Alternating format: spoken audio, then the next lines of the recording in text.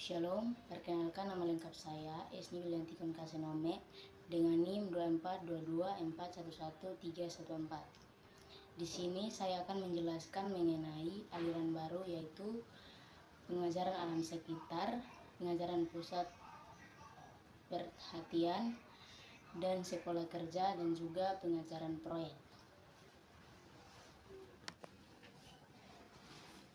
Aliran baru dalam pendidikan muncul sebagai reaksi terhadap aliran klasik. Aliran ini menekankan pada pengembangan seluruh aspek siswa, termasuk aspek emosional, aspek sosial, aspek fisik, dan juga aspek intelektual. Nah, di dalam aliran baru terdapat 4 metode pengajaran. Yang pertama itu pengajaran alam sekitar, yang kedua pengajaran pusat perhatian, dan juga sekolah kerja, dan juga pengajaran proyek.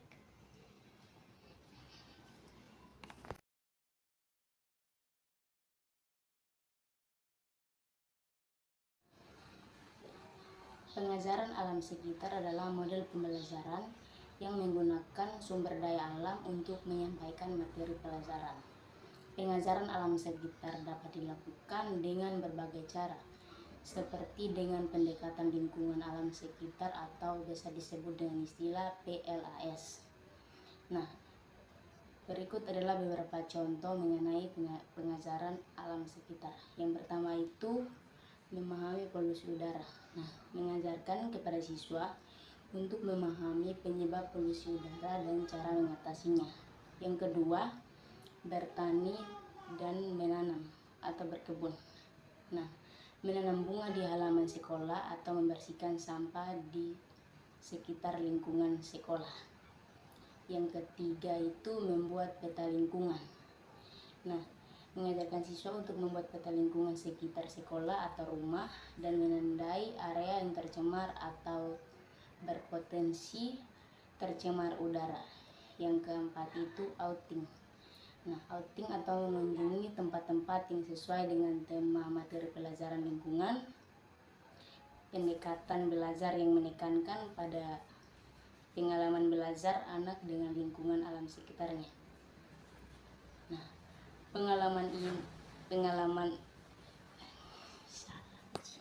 pengajaran pusat perhatian adalah proses pembelajaran yang menarik perhatian siswa. Pusat pengajaran perhatian yang dilakukan dengan berbagai cara, seperti membuat pra pelajaran yang menarik atau mengakomodasi kebutuhan belajar siswa dan memberikan instruksi yang jelas.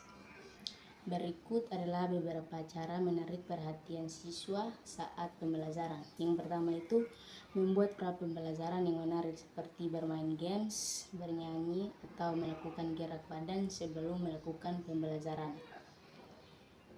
Yang kedua itu akomodir atau kebutuhan belajar siswa yang seperti kebutuhan auditor, visual, kinetik, dan lain-lain. Nah,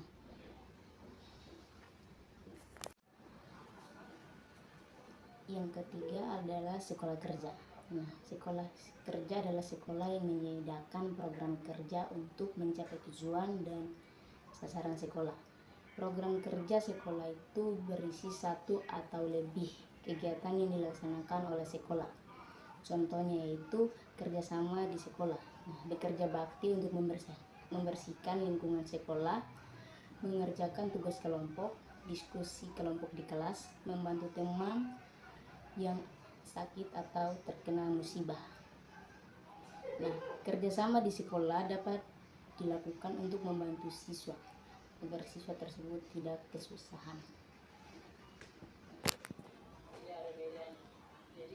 Pengajaran proyek atau Project Based Learning atau biasa disebut dengan istilah PJBL adalah metode pembelajaran yang menggunakan proyek sebagai media belajar. Dalam PJBL, peserta didik diberikan kebebasan untuk merencanakan dan melaksanakan proyek secara kolaboratif. Berikut ini adalah langkah-langkah dalam PJBL. Yang pertama itu menentukan pertanyaan esensial. Yang kedua, menentukan tema proyek. Yang ketiga, menentukan konteks belajar. Yang keempat, merencanakan aktivitas. Yang kelima, memproses aktivitas. Yang keenam, mengawasi proses pengajaran proyek. Yang keenam, memberikan penilaian terhadap produk yang dihasilkan. Yang ketujuh, melakukan evaluasi. Secara keseluruhan dapat disimpulkan bahwa keempat konsep ini menunjukkan pendekatan belajar yang aktif, kontekstual, dan berbasis pengalaman yang bertujuan untuk meningkatkan keterlibatan dan pemahaman peserta didik dalam proses pendidikan.